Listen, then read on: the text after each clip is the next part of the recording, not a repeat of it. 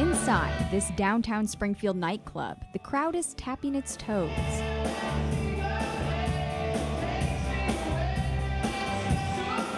To sweet childhood memories.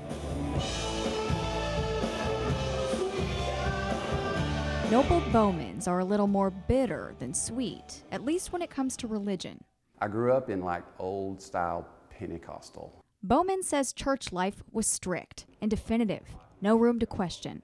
By the time he reached adulthood, he was disenchanted. I got to a point where I realized that somebody else had defined God for me. And I decided to take some time and let God define himself.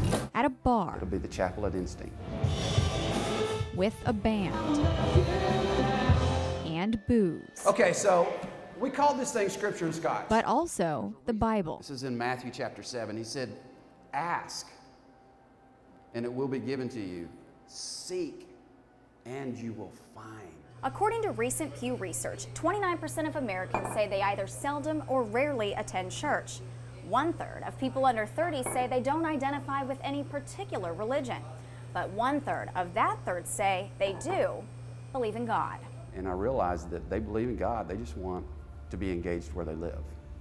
So this is our attempt to reach out and engage people where they live, not necessarily ask them to come to us.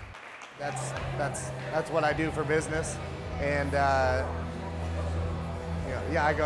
here a lot. Dan Shuby says Scripture and Scotch is the first church event he's attended in years. I've only heard about things like this. Here's how it works. Once a month on a weeknight, Instinct will open to the public, and for no cover, you can hear a cover band. And about a social justice cause. Tonight, it's human trafficking. That's just a little bit about Free International. Then there's the service, although Bowman says it's more like a spiritual conversation. You know what? The crowd can text in their questions. We didn't want you to raise your hand and ask a question and feel dumb. On Sundays, Bowman says, kind of the same thing. We've gotten some of that feedback of people saying, you know, this isn't church, this isn't how you reach people.